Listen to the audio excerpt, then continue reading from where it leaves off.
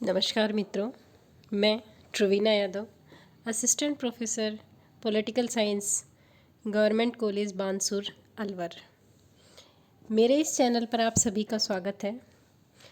आज के अपने इस लेक्चर में मैं बीए पार्ट 3 के पेपर फर्स्ट पाश्चात्य राजनीतिक विचारक में प्रथम पाश्चात्य राजनीतिक विचारक प्लेटो के बारे में और प्लेटो के न्याय सिद्धांत के बारे में आज हम अपने इस लेक्चर में चर्चा करेंगे। प्लेटो का न्याय सिद्धांत अर्थात प्लेटोज थ्योरी ऑफ जस्टिस। इस लेक्चर में हम न्याय सिद्धांत का अर्थ, विशेषताएं, आलोचना एवं महत्व देखेंगे। चलिए शुरू करते हैं। प्लेटो दर्शन शास्त्र और राजनीतिक चिंतन का प्रथम प्रवर्तक माना जाता है, क्योंकि उसके पूर्व किसी ने राजनीतिक दर्शन का इतना क्रमबद्ध तथा व्यवस्थित रूप से प्रतिपादन नहीं किया है जितना प्लेटो ने किया है। प्लेटो का जन्म एथेंस के एक कुलीन परिवार में हुआ था। उसका वास्तविक नाम अरिस्टोक्लीस था। प्लेटो एक महान दार्शनिक था और उसके संपूर्ण चिंतन पर उसके गुरु सुकरात का प्रभाव देखा जा सकता है। मैक्सी ने तो इस संबंध में एक बहुत ही महत्वपूर्ण कथन कहा है कि प्लेटो में सुकरात पुनः जीवित हो गया। प्लेटो को पाश्चात्य जगत का समन्वयकर्ता भी माना जाता है, क्योंकि प्लेटो ने उस समय प्रचलित दो परस्पर विरोधी विचारधाराओं अर्थात हेरेक्लाइट्स तथा परमेनिडीज, इन दोनों के मध्य समन्वय स्थापित करने का प्रयास किया था। प्लेटो ने रिपब्लिक ग्रंथ की रचना की। रिपब्लिक में उसने अपना न्याय सिद्धांत प्रस्तुत किया। न्याय रिपब्लिक का केंद्रीय विषय है, इसीलिए रिपब्लिक को न्याय से संबंधित या कंसर्निंग जस्टिस नाम से भी जाना जाता है। प्लेटो एक आदर्शवादी विचारक था और उसने अपने आदर्श राज्य की स्थापना में न्याय को सर्वाधिक महत्वपूर्ण तत्व माना है। प्लेटो ने अपना न्याय सिद्धांत प्रस्तुत करने से पूर्व तत्कालीन समय में प्रचलित न्याय संबंधी धारणाओं का खंडन किया और उसके पश्चात अपना न्याय सिद्धांत प्रस्तुत किया। उस समय न्याय से संबंधित 3 प्रमुख सिद्धांत प्रचलित थे: परंपरागत न्याय सिद्धांत, क्रांतिकारी न्याय सिद्धांत व कार्यकरण न्याय सिद्धांत। हम पहले संक्षिप्त में इनको समझ लेते हैं, फिर प्लेटो की आलोचनाएं देखेंगे। परंपरागत न्याय सिद्धांत सिफालस और पोलीमार्कस के द्वारा प्रस्तुत किया गया। सिफालस कहते हैं कि सत्य बोलना और दूसरे के ऋण को चुका देना ही न्याय है। वहीं पोलीमार्कस कहते हैं कि मित्र के साथ मित्रतापूर्ण व शत्रु के साथ शत्रुतापूर्ण या घृणित व्यवहार करना ही न्याय है। प्लेटो इस धारणा का खंडन करते हैं और खंडन करते हुए कहते हैं कि ये दोनों ही सिद्धांत दोषपूर्ण हैं, अनुचित हैं, क्योंकि सत्य बोलकर अपने देश के गुप्त रहस्यों को किसी दूसरे व्यक्ति को बता देना, दूसरे देश के व्यक्ति को बता देना सही नहीं है, अन्याय है। वहीं ऋण चुका देना अर्थात यदि आपने अपने किसी मित्र से अस्त्र उधार लिए हैं और उधार लेने के पश्चात यदि वो मानसिक रूप से विक्षिप्त हो जाता है, तो ऐसी स्थिति में उसे उधार चुकाना या ऋण चुकाना यानी अस्त्र लौटाना न्यायपूर्ण नहीं माना जा सकता। दूसरी ओर पोलीमार्कस मित्रों के साथ मित्रतापूर्ण और शत्रु के साथ शत्रुतापूर्ण व्यवहार करना न्याय है कहते हैं। प्लेटो इसे भी दोषपूर्ण मानता है और कहता है कि कई बार हमें पता नहीं होता कि मित्र के नाम पर व्यक्ति वास्तव में शत्रु होता है।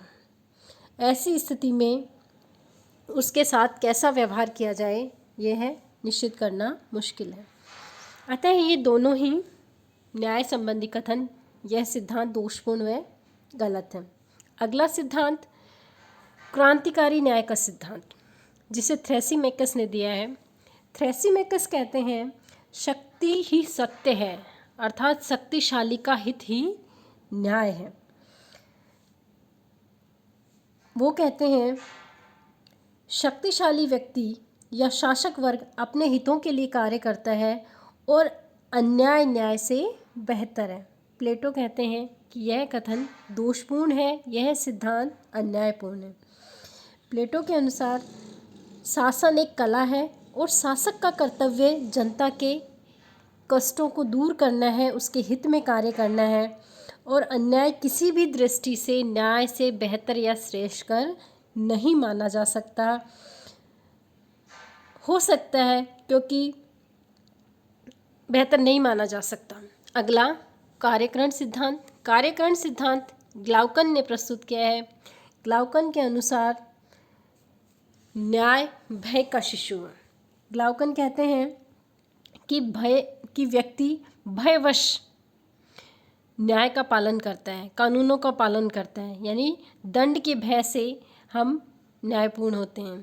प्लेटो कहता है कि यह कथन दोषपूर्ण है। प्लेटो के अनुसार ग्लाउकन न्याय को बाह्य वस्तु मानते हैं, जबकि न्याय एक आंतरिक वस्तु है, अंतरात्मा की आवाज़ है और व्यक्ति भय से नहीं वरन अपने स्वाभाविक स्वरूप के कारण न्याय का पालन करता है।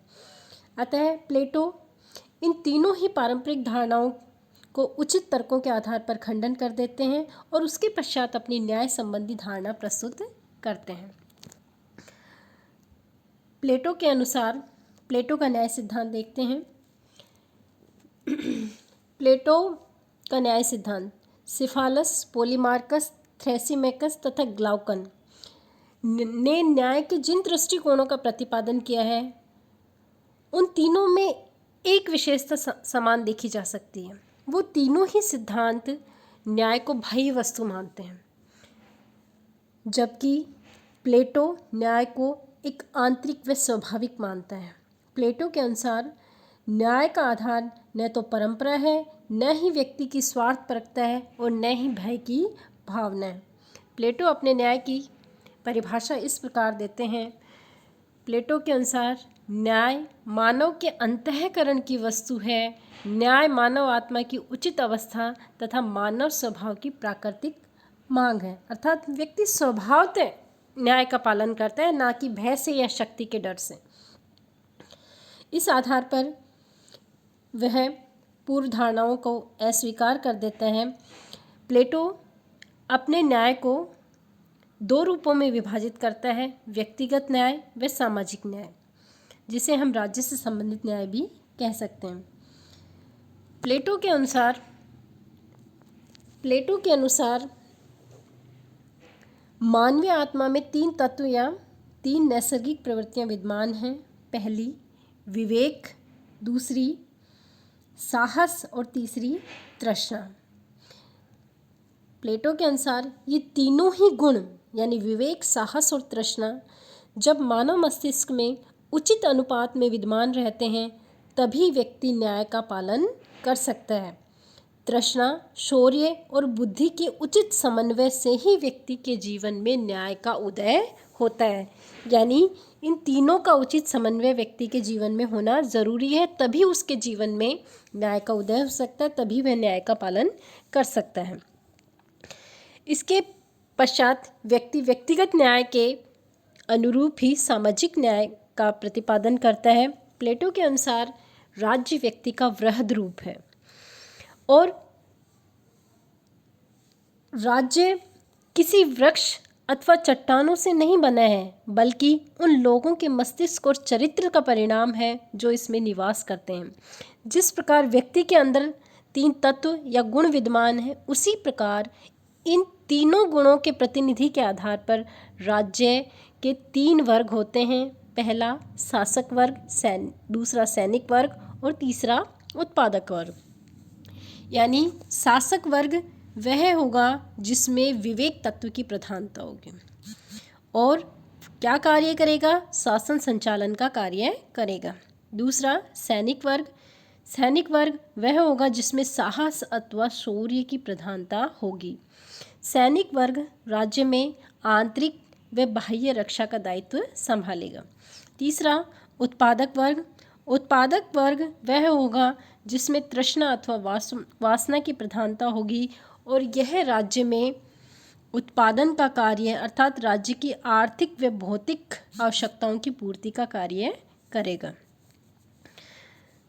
अतः प्लेटो ने वर्गों का निर्धारण उसमें व्यक्तियों में निहित तत्व की प्रधानता के आधार पर किया है।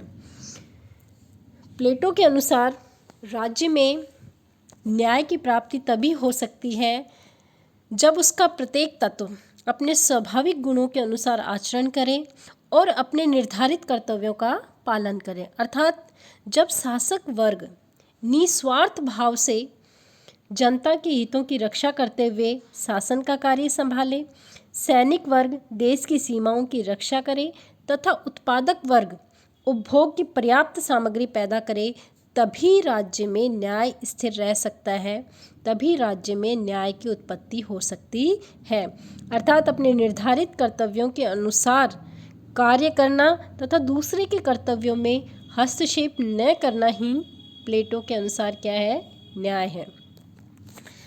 प्लेटो से प्रश्न किया जाता है कि न्याय क्या है और उसका निवास कहाँ है। इसका उत्तर देते हुए प्लेटो कहते हैं, अपने निश्चित स्थान में अपने कर्तव्यों का पालन करना तथा दूसरों के कर्तव्यों में हस्तक्षेप न करना ही न्याय है, और न्याय का निवास अपना निश्चित कर्तव्य पूरा करने वाले प्रत्येक नागरिक के मन में है। यानी न्याय एक आंतरिक व्यक्ति है, व्यक्ति के आत्मा में या मन में निवास करता है। प्लेटो के न्याय की यह धारणा कार्य विशेषीकरण के सिद्धांत पर आधारित है। आगे हम प्लेटो के न्याय सिद्धांत की विशेषताएं देख लेते हैं संक्षिप्त में। पहली, न्याय बाह्य जगत की वस्तु न होकर क्या है, एक आंतरिक स्थिति है। आपने देखा प्लेटो से पूर्व के जो तीनों सिद्धांत हैं वो न्याय को एक बाह्य वस्तु मानते हैं। कोई कहता है कि न्याय का पालन भय से किया जाता है, कोई कहता है कि न्याय का पालन शक्ति के डर से किया जाता है। यानी उन सब ने उसको बाह्य वस्तु माना है, जबकि प्लेटो न्याय को एक आंतरिक वस्तु मानता है, एक आंतरिक स्थिति मानता है और कहता है कि यह एक स्वाभाविक स्थिति होने के कारण इसे किसी पर थोपा नहीं जा सकता, यह व्यक्ति की आत्मा का एक स्वाभाविक गुण है। दूसरी, न्याय कार्य विशिष्टीकरण के सिद्धांत पर आधारित है, अर्थात व्यक्ति को अपने स्वाभाविक गुणों के आधार पर वही कार्य करें जिसमें वह दक्ष या पारंगत हो।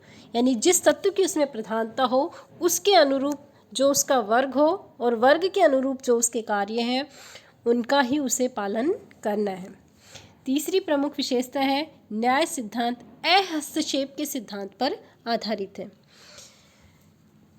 प्लेटो कहता है कि किसी भी व्यक्ति के कार्यों में हस्तक्षेप नहीं करना तथा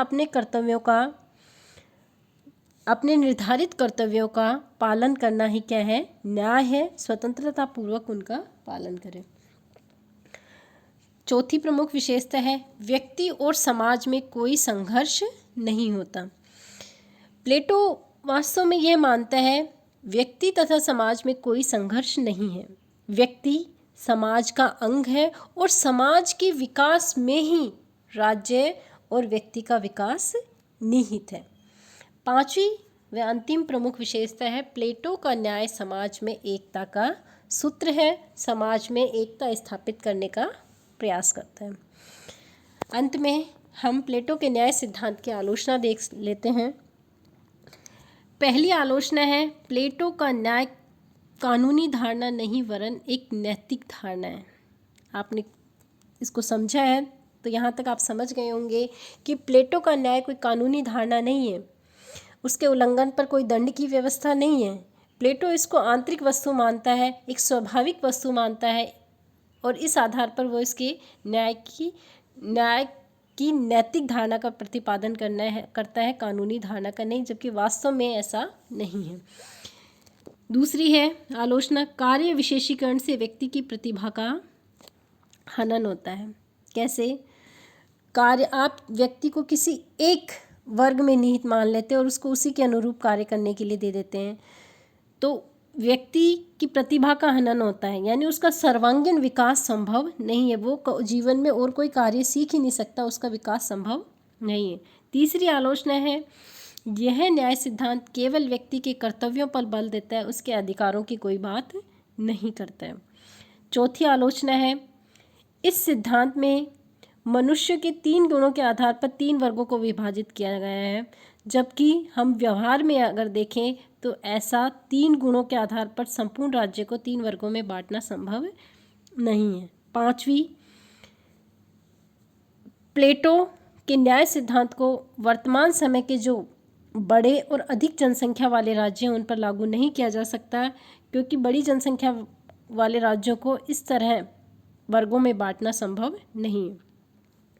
अगली है, प्लेटो का न्याय सिद्धांत समाज में एकता नहीं बल्कि वर्गीय आधार पर बिखराव होने की बिखराव करता है, या वर्गीय आधार पर विशेषाधिकारों का उचित नहीं ठहराया जा सकता। और इस सिद्धांत का सबसे बड़ा जो दोष है वो यह है कि यह केवल एक वर्ग को शासन सत्ता देकर अन्य वर्गों को शासन से वंचित कर देता है। इससे शासक की निरंकुशता की संभावना बढ़ जाती है। अतः अंत में हम कहेंगे कि कुल मिलाकर प्लेटो का न्याय सिद्धांत एक कानूनी व वैधानिक धारणा न होकर एक नैतिक सिद्धांत है, जो तत्कालीन एथेंस में एकता, सामंजस्य तथा व्यवस्था की दृष्टि से अपरिहार्य था। धन्यवाद।